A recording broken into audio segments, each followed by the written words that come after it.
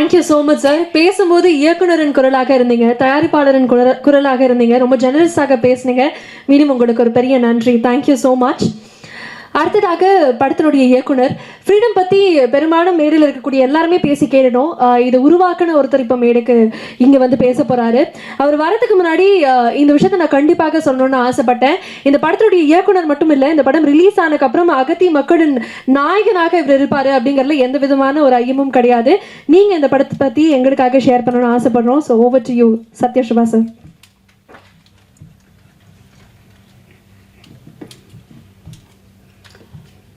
இங்கே வந்திருக்கிற எல்லாருக்கும் ஃபஸ்ட்டு நான் மிகப்பெரிய நன்றியை சொல்லிக்கிறேன். ப்ரெசன்ட் மீடியா உங்களுக்கு மெயினாக ரொம்ப நன்றி சொல்லணும்.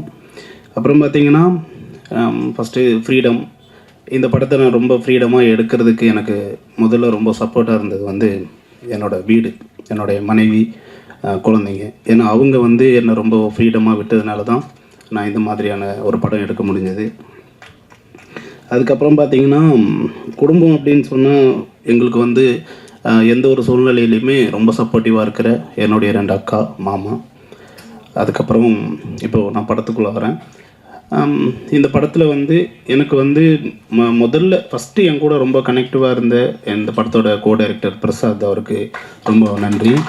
அப்புறம் வந்து ரெபல் படத்தோட டைரக்டர் நிகேஷ், அவர் என்கிட்ட தான் வந்து அசிஸ்டன்ட் டைரக்டராக இருந்தார். என்கிட்டருந்து வெளியே போனதுக்கு அப்புறமும் கூட எப்போவுமே இன்னும் ஒரு அசிஸ்டண்ட்டாகவே வந்து படம் தொடங்கினதுலேருந்து முடிகிற வரைக்கும் கூடவே இருந்து ரொம்ப ஹெல்ப்ஃபுல்லாக இருந்திருக்கார். அவருக்கு ஒரு பெரிய நன்றி. அப்புறம் அசோசியேட் டைரக்டர் சங்கர், அப்புறம் இன்னும் நிறைய பேர் ஒர்க் பண்ணியிருக்காங்க. எல்லாருக்குமே ஃபஸ்ட்டு என்னோடய டீமுக்கு வந்து ரொம்ப நன்றி சொல்கிறேன். அப்புறம் நான் வந்து படத்தை பற்றி நானே நிறைய சொல்கிறது அவ்வளோவா நல்லா இருக்காது, அதனால் எல்லாருமே சொல்லிட்டாங்க.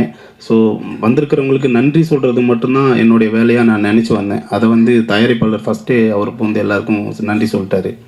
ஸோ இந்த படத்தில் நடித்த நடிகர்கள் இப்போ வந்து நான் வந்து நிறைய பேர் இருக்காங்க. ஸோ அதனால் ஒருத்தராக சொல்லணுன்னா ரொம்ப டைம் எடுக்கும். ஸோ இந்த படத்தில் நடித்த எல்லா நடிகர்களுக்கும் என்னுடைய வாழ்த்துக்கள், நன்றிகள். அப்புறம் வந்து பார்த்திங்கன்னா டெக்னீஷியன்ஸ், கேமராமேன் ஆகட்டும், எடிட்டர் ஆகட்டும், ஆர்ட் டைரக்டர் ஆகட்டும், இவங்க எல்லாருமே நான் வந்து என்ன சொல்ல வரேன் அதை புரிஞ்சிக்கிட்டு, அதே மாதிரி பார்த்திங்கன்னா ஒரு பெரிய பட்ஜெட்குள்ளேயும் போகாமல் ஒரு நம்பகத்தன்மையும் கொண்டு வரணும். அதுக்கு வந்து ரொம்ப கஷ்டப்பட்டிருக்காங்க. அவங்க வந்து ரொம்ப நேர்மையாக வேலை செஞ்சுருக்காங்க. அதனால் அவங்க 3 பேருக்கும் ஒரு பெரிய நன்றிகள் சொல்கிறேன்.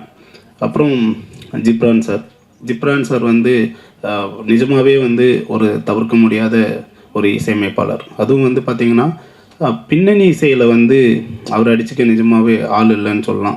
நம்ம ஒரு விஷயத்தை நம்ம வந்து எடுத்திருப்போம், அதை எடிட் பண்ணியிருப்போம், நம்ம ஒரு ஃபீல்டில் வந்து அதை உள்வாங்கியிருப்போம். ஆனால் அவர்கிட்ட போயிட்டு அது வெளியே வரும்போது பார்த்திங்கன்னா அதுக்கு வந்து வேறு ஒரு பரிணாமம் இருக்கும். ஸோ அந்தளவுக்கு நம்மளே எதிர்பார்த்துருக்க மாட்டோம். அந்த ஃபீலை வந்து அவ்வளோ மிக சரியாக கொடுத்துருப்பாரு. அதனால் அவர் கூட நான் கண்டிப்பாக அடுத்தடுத்த படங்கள் பண்ணுவேன். ஏன்னா எனக்கு அவர் கொடுத்த அந்த சப்போர்ட் வந்து ரொம்ப ஜாஸ்தி இந்த படத்தில். Thank you sir.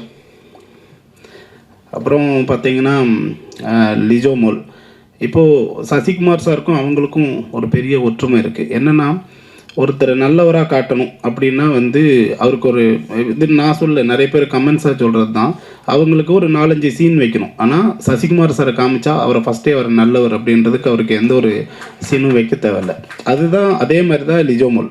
அதாவது ஒரு பாவப்பட்டவங்க, ஒரு ஏழையானவங்க, ஒரு அனுதாபமானவங்க அப்படின்னா நீங்கள் வேறு எந்த ஆர்டிஸ்ட்டை போட்டாலும் அவங்களுக்கு ஆரம்பத்தில் ஒரு கதை சொல்லணும், அவங்களுக்கு நம்ம நிறைய டீட்டெயில் பண்ணணும். ஆனால் லிஜோமோல் அப்படி இல்லை. அவங்க வந்தால் போதும், இவங்க இந்த மாதிரியான ஒரு கேரக்டர் தான் அப்படின்றது ஈஸியாக நமக்கு கனெக்ட் ஆகிடும். இந்த படத்தில் நிஜமாகவே வந்து அவங்க வந்து ஒரு இலங்கை தமிழராக நடிச்சிருக்காங்க.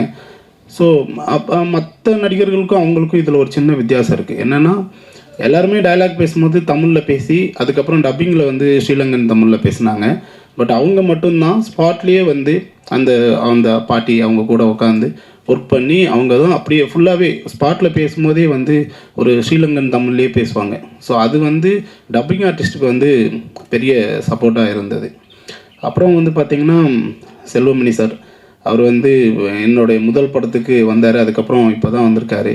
ரொம்ப நன்றி சார். ஒரு இயக்குனரோட ஃபீலிங்கை புரிஞ்சுக்கிட்டு நம்ம ஏன் கோபமாக இருக்கோம், நம்மளை சுற்றி இருக்கிறவங்க நான் என்ன மனசுக்குள்ளே நினச்சிருக்கணும் அதை அப்படியே நீங்கள் சொல்கிறீங்க சார். அதுக்கு ஒரு பெரிய நன்றி. ஏன்னா எல்லாருமே நம்மளை அப்படி தப்பாக நினைப்பாங்க.